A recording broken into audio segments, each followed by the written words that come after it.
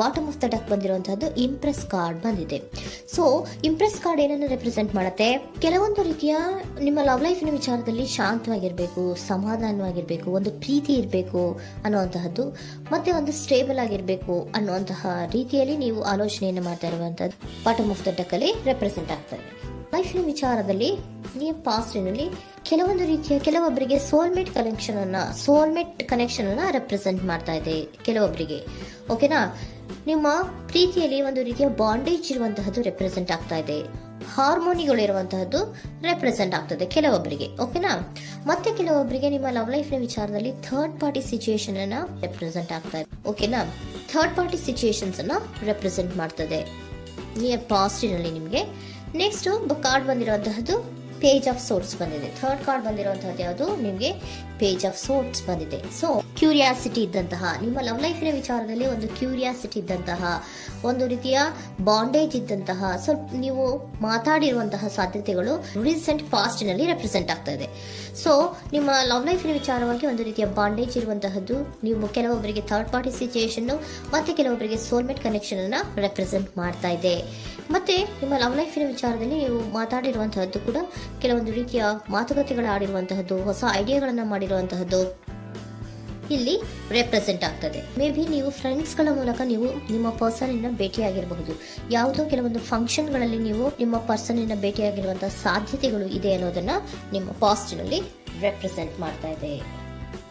Next, at ಪ್ರೆಸೆಂಟ್ನಲ್ಲಿ ಯಾಕೋ ನಿಮ್ಮ love ಲೈಫಿನ ವಿಚಾರದಲ್ಲಿ ಫೀಲಿಂಗ್ ಲೆಫ್ಟ್ ಔಟ್ ಆಗಿರುವಂತಹ ಸಾಧ್ಯತೆಗಳು ರೆಪ್ರೆಸೆಂಟ್ ಆಗ್ತಾ ಇದೆ. ಅಟ್ ಪ್ರೆಸೆಂಟ್ನಲ್ಲಿ ಯಾಕೋ ಕೆಲವೊಂದು ರೀತಿಯ ಚಿಂತೆಗಳಿರುವಂತಹದ್ದು, ವರೀಸ್ಗಳಿರುವಂತಹದ್ದು, ಬೇಜಾರಿನಲ್ಲಿ ನಿಮ್ಮ ಲವ್ ಲೈಫಿನ ವಿಚಾರದಲ್ಲಿ ಇರುವಂತಹದ್ದು ರೆಪ್ರೆಸೆಂಟ್ ಆಗ್ತಾ ಇದೆ.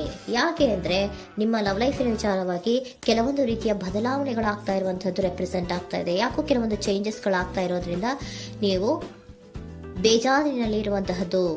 ನಿಮ್ಮ ಲವ್ ಲೈಫಿನ ವಿಚಾರವಾಗಿ ಯಾಕೋ ಪರಿಸ್ಥಿತಿಗಳು ಅಷ್ಟು ಚೆನ್ನಾಗಿಲ್ಲದೆ ಇರುವಂತಹದ್ದು ರೆಪ್ರೆಸೆಂಟ್ ಆಗ್ತಾ ಇದೆ. ಯಾಕೋ ಕೆಲವು ಬದಲಾವಣೆಗಳು, ಚೇಂಜಸ್ಗಳು ಆವಾಗಿಂದ ಆವಾಗಲೇ ಆಗ್ತಾ ಇರುವಂತಹದ್ರಿಂದ ನಿಮಗೆ ಬೇಜಾರಾಗಿರುವಂತಹದ್ದು ರೆಪ್ರೆಸೆಂಟ್ ಆಗ್ತಾ ಇರೋದು.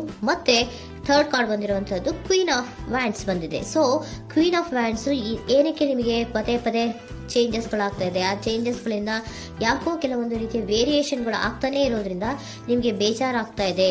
ಸೊ ಅದಕ್ಕೋಸ್ಕರ ನೀವೇನ್ ಮಾಡ್ತೀರಾ? ಬಹಳ ಧೈರ್ಯವಾಗಿ ಕೆಲವೊಂದು ನಿರ್ಣಯಗಳನ್ನ ಮಾಡುವಂತಹ ಸಾಧ್ಯತೆಗಳು ಅಟ್ ಪ್ರೆಸೆಂಟ್ ನಲ್ಲಿ ರೆಪ್ರೆಸೆಂಟ್ ಆಗ್ತಾ ಇದೆ. ಬಹಳಷ್ಟು ಧೈರ್ಯದಿಂದ ಇಂಡಿಪೆಂಡೆಂಟ್ ಆಗಿ ಕೆಲವೊಂದು ನಿರ್ಣಯಗಳನ್ನ ಮಾಡಬೇಕು ಅನ್ನುವಂತಹ ಆಲೋಚನೆಗಳನ್ನ ಮಾಡ್ತಾ ಇರುವಂತಹದ್ದು ರೆಪ್ರೆಸೆಂಟ್ ಆಗ್ತಾ ಇದೆ. ಯಾಕೆ ಅಂದ್ರೆ ಆವಾಗಿಂದ ಅವಾಗೆ ನಿಮ್ಮ ಲವ್ ಲೈಫಿನ ವಿಚಾರದಲ್ಲಿ ತುಂಬಾ ಏರುಪೇರುಗಳಾಗ್ತಾ ಇರೋದ್ರಿಂದ ಆ ವಿಚಾರದಲ್ಲಿ ಸ್ವಲ್ಪ ಬೇಜಾರುಗಳು ಇರುವಂತದ್ದು ರೆಪ್ರೆಸೆಂಟ್ ಆಗ್ತದೆ. ಇನ್ ಇಮಿಡಿಯೇಟ್ ಫ್ಯೂಚರಿನಲ್ಲಿ ಯಾಕೋ ನೀವು ಕೆಲವೊಂದು ವಿಚಾರಗಳಲ್ಲಿ ನೋಡಿ ಆತಂಕ ಪಡ್ತಾ ಇರುವಂತಹ, ಎಗೇನ್ ಬೇಜಾರನ್ನ ಪಡ್ತಾ ಇರುವಂತಹದ್ದು, ನಿದ್ರಾಹೀನತೆಯನ್ನ ಮಾಡ್ಕೋತಾ ಇರುವಂತಹದ್ದು, ಸ್ಟ್ರೆಸ್ಸಿನಲ್ಲಿ ಇರುವಂತಹದ್ದು ರೆಪ್ರೆಸೆಂಟ್ ಆಗ್ತಾ ಇದೆ. ಕೆಲವೊಂದು ನಿರ್ಣಯಗಳನ್ನು ತಗೊಳ್ಳುವಂತಹ ಸ್ಟ್ರೆಸ್ಗಳಲ್ಲಿ ಇರುವಂತಹದ್ದು ಕೆಲವೊಬ್ಬರಿಗೆ ಯಾಕೋ ಇಮಿಡಿಯೇಟ್ ಫ್ಯೂಚರ್ ನಲ್ಲಿ ಕೂಡ ರೆಪ್ರೆಸೆಂಟ್ ಆಗ್ತಾ ಇದೆ.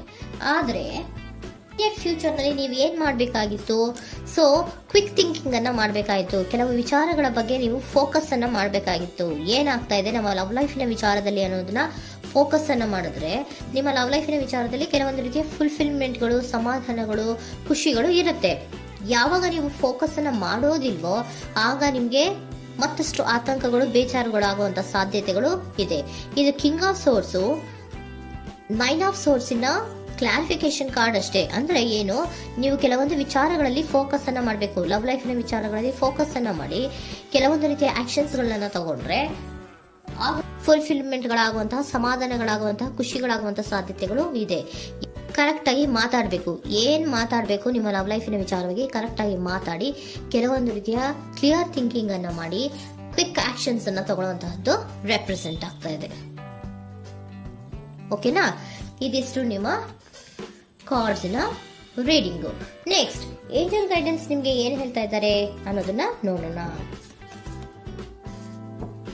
ನಿಮ್ಮ ಲವ್ ಲೈಫಿನ ವಿಚಾರವಾಗಿ ಏಂಜಲ್ ಗೈಡೆನ್ಸ್ ಏನ್ ಕೊಡ್ತಾ ಇದ್ದಾರೆ? ವೇಟ್ ಅಂತ ಹೇಳ್ತಾ ಇದ್ದಾರೆ. ಸ್ವಲ್ಪ ತಾಳ್ಮೆಯಿಂದ ಇರೋ. ಅವಸರದಲ್ಲಿ ಯಾವ ನಿರ್ಧಾರವನ್ನ ಕೂಡ ಮಾಡಬೇಡ ಅನ್ನೋದನ್ನ ಏಂಜಲ್ ಗೈಡೆನ್ಸ್ ಕೊಡ್ತಾ ಇದ್ದಾರೆ. It's up to you. ಇದು ಎಲ್ಲ ನಿನಗೆ ಬಿಟ್ಟಿರುವಂತಹದ್ದು. ಬೇಗ ಬೇಗ ಕೆಲವೊಂದು ನಿರ್ಧಾರಗಳನ್ನ ಕ್ವಿಕ್ ಥಿಂಕಿಂಗ್ ಅನ್ನ ಮಾಡಿದ್ರು ಕರೆಕ್ಟ್ ಆಗಿ ಕ್ಲಿಯರ್ ಥಿಂಕಿಂಗ್ ಅನ್ನ ಮಾಡಬೇಕು. ಸೊ ಕ್ಲಿಯರ್ ಥಿಂಕಿಂಗ್ ಅನ್ನ ಮಾಡೋದಕ್ಕೆ ಲವ್ ಲೈಫ್ ನ ವಿಚಾರವಾಗಿ ಸ್ವಲ್ಪ ಟೈಮು ಬೇಕಾಗುತ್ತೆ. ಅದಕ್ಕೋಸ್ಕರನೇ ಏಂಜಲ್ ಗೈಡೆನ್ಸ್ ನಿಮ್ಗೆ ಏನ್ ಕೊಡ್ತಾ ಇದ್ದಾರೆ, ಸ್ವಲ್ಪ ವೇಟ್ ಮಾಡಿ. ಇಟ್ಸ್ ಅಪ್ ಟು ಯು, ಇದು ನಿಮ್ಗೆ ಬಿಟ್ಟಿರುವಂತಹದ್ದು. ಪರ್ಫೆಕ್ಟ್ ಟೈಮಿಂಗ್, ಕೆಲವೊಂದು ವಿಚಾರಗಳಿಗೆ ಪರ್ಫೆಕ್ಟ್ ಟೈಮಿಂಗ್ ಅನ್ನೋದು ಅಥವಾ ಡಿವೈನ್ ಟೈಮಿಂಗ್ ಅನ್ನೋದು ಬರಬೇಕು. ಆಗ ಕೆಲವೊಂದು ನಿರ್ಣಯಗಳನ್ನ ಮಾಡಬಹುದು. ಸ್ವಲ್ಪ ನೀವು ಈಗ ಯಾವುದೇ ರೀತಿಯ ಅವಸರದ ನಿರ್ಧಾರಗಳನ್ನು ಮಾಡೋದು ಬೇಡ ಅಂತ ಹೇಳ್ತಾ ಇದ್ದಾರೆ. ಓಕೆ, ಸರೆಂಡರ್ ಕಾರ್ಡ್ ಏನ್ ಹೇಳ್ತಾ ಇದ್ದಾರೆ ಅನ್ನೋದನ್ನ ನೋಡೋಣ. So surrender frustration doesn't open any doors. The key to resolving a dilemma, dissolving a block, is to take a breath, center yourself and regroup, so may approach the situation more calmly. Frustration, ಹತಾಶೆ ಅನ್ನೋದು ಮಾಡ್ಕೋಬೇಡಿ. ಹತಾಶೆ ಮಾಡ್ಕೊಳ್ಳೋದ್ರಿಂದ ನಿಮ್ಗೆ ಯಾವುದೇ ರೀತಿಯ ಹೊಸ ಐಡಿಯಾಗಳು ಬರಲ್ಲ, ಹೊಸ ಥಿಂಕಿಂಗ್ಗಳು ಬರಲ್ಲ, ಕ್ಲಿಯರ್ ಥಿಂಕಿಂಗ್ ಅನ್ನ ಮಾಡಕ್ಕೆ ಸಾಧ್ಯ ಆಗಲ್ಲ. ಸೊ ಅದಕ್ಕೆ ನೀವೇನ್ ಮಾಡ್ಬೇಕು, ಫ್ರಸ್ಟ್ರೇಷನ್ ಅನ್ನ ಬಿಟ್ಬಿಟ್ರೆ ನೀವು ಸಮಾಧಾನವಾಗಿ ಯೋಚನೆ ಮಾಡಿ ಕೆಲವೊಂದು ನಿರ್ಧಾರಗಳನ್ನ ಮಾಡಿ ಅನ್ನೋದನ್ನ ಸರೆಂಡರ್ ಕಾರ್ಡ್ ಕೂಡ ನಿಮ್ಗೆ ಹೇಳ್ತಾ ಇದ್ದಾರೆ. ಸೊ ನಿಮ್ಮ ಲವ್ ಲೈಫಿನ ವಿಚಾರದಲ್ಲಿ ಈಗ ಸ್ವಲ್ಪ ನಿಮಗೆ ಬೇಜಾರುಗಳಿರುವಂತಹದ್ದು, ಕೆಲವೊಂದು ಬದಲಾವಣೆಗಳು, ವೇರಿಯೇಷನ್ಗಳು ಆಗ್ತಾ ಇರುವಂತಹದ್ದು ರೆಪ್ರೆಸೆಂಟ್ ಆಗ್ತಾ ಇದೆ. ಸೊ ನಿಮ್ಮ ಲವ್ ಲೈಫಿನ ವಿಚಾರಕ್ಕೆ ಫ್ಯೂಚರಿನಲ್ಲಿ ಕೆಲವೊಂದು ಆಕ್ಷನ್ಸ್ ಅನ್ನ ತಗೋಬೇಕಾದ್ರೆ ಸ್ವಲ್ಪ ವೇಟ್ ಮಾಡಬೇಕು, ಕ್ಲಿಯರ್ ಆಗಿ ಥಿಂಕ್ ಮಾಡಬೇಕು, ಅದರಲ್ಲೇ ಆಕ್ಷನ್ಸ್ ಅನ್ನ ತಗೋಬೇಕು ಅನ್ನೋದನ್ನ ಹೇಳ್ತಾ ಇದ್ದಾರೆ. ಓಕೆನಾ? ಆಗ ಮಾತ್ರ ನಿಮ್ಗೆ ನಿಮ್ಮ ಎನರ್ಜಿಯಲ್ಲಿ ಏನ್ ಶಾಂತತೆ ಬರಬೇಕು ಅಂತ ಹೇಳ್ತೀರಲ್ಲ, ಆ ಶಾಂತತೆ ಏನ್ ಬರಬೇಕು, ಲವ್ ಲೈಫಿನ ವಿಚಾರವಾಗಿ ಶಾಂತತೆ ಯಾವಾಗ ಬರುತ್ತೆ ಅಂದ್ರೆ ನೀವು ಕ್ಲಿಯರ್ ಥಿಂಕಿಂಗ್ ಅನ್ನ ಮಾಡಿದಾಗ ಮಾತ್ರ ಬರುವಂತಹದ್ದು ಅನ್ನೋದು ಕಾರ್ಡ್ಸ್ ಗಳಲ್ಲಿ ರೆಪ್ರೆಸೆಂಟ್ ಆಗ್ತದೆ.